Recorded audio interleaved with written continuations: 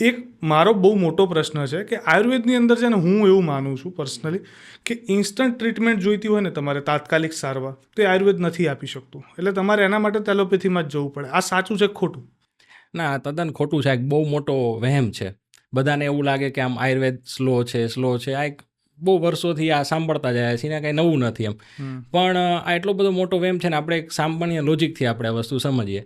હવે સમજો કે આપણે જનરલ આજુબાજુમાં દેખાતા અમુક રોગોને બાબતે આપણે અત્યારે વિચારીએ કે બીપી છે, કે ડાયાબિટીસ છે, કે કોલેસ્ટ્રોલ છે, કે અસ્થમા છે, કે થાઇરોઇડ છે, કે આર્થરાઇટિસ છે, કે જૂની શરદી છે, કે ઘણા લોકો એન્ટી એલર્જી ઘણા ટાઈમથી લેતા હોય, ઘણા સ્કિન પ્રોબ્લેમ્સ છે, એવી ઘણા બધા રોગો છે કે જેમાં લોકો દવા છે ને લોંગ ટાઈમ નહીં, લાઈફ લોંગ લેતા હોય છે. આખી જિંદગી લીધા જ રાખે છે. પછી ઘણી વખત એવું થાય છે કે લોકો એ રોગથી નહીં પણ એ દવાની આડઅસર 10 વર્ષે, 15 વર્ષે, 20 વર્ષે આડઅસરથી મળી જાય છે. કે કંઈ પણ એ લોકોને ગંભીર બીજી તકલીફો આવીને ઉભી રહે. કેમ કે ડાયાબિટીસની દવા લાંબા ટાઈમથી રહેતા હોય અને લીવર સિરોસિસ થયું હોય, એવા ઘણા બધી વખતે આપણે એ જોવામાં આવતું હોય છે. અને જે આર્થરાઇટિસ હોય તો એના માટે ઘણા ટાઈમથી એ લોકો સ્ટીરોઇડ કે વગેરે લેતા હોય તો એ લોકોને કિડની ફેલ, લીવર ફેલ, કે XYZ બીજી હાડકાં વધારે પાવડર જેવા થઈ જવા, નબળા પડી જવા, એવી ઘણી બધી આડઅસર. અને એને કારણે ગિફ્ટમાં ડાયાબિટીસ મળી જવું સ્ટીરોઇડના યુઝના કારણે, શરીર ફૂલાઈ જવું, ઘણી આડઅસર સાથે આજીવન લોકો લેતા હોય છે.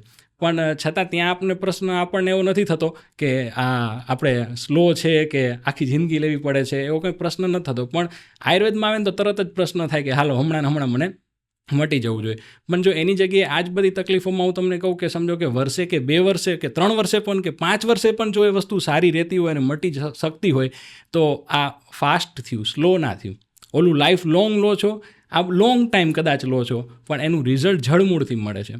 બીજી વસ્તુ કે આયુર્વેદમાં જનરલી આપણે એવું પણ જોવામાં આવે છે કે લોકો આવવામાં ઘણો સમય લગાડી દે છે, લેટ પણ આવે છે.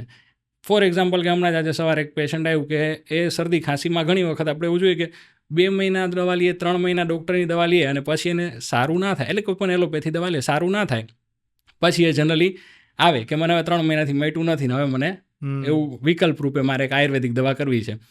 એટલે આવી રીતે આવા કરતાં તમે સ્ટાર્ટિંગથી આવો તો તમને વધારે જલ્દી ને સારું રિઝલ્ટ મળે.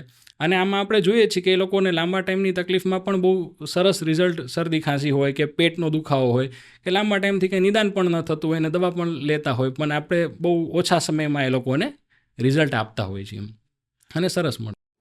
મજા આવીને સાંભળીને કંઈક નવું જાણવા મળ્યું ને. તો આ જ નાના ક્લિપનો આખો ફૂલ પોડકાસ્ટ જો જોવો હોય તો જ એની લિંક ડિસ્ક્રિપ્શનમાં છે, જે બેઠક યુટ્યુબ ચેનલ ઉપર તમને જોવા મળશે. તો ત્યાં જઈ અને આખો વિડીયો એન્જોય કરો. મળીએ.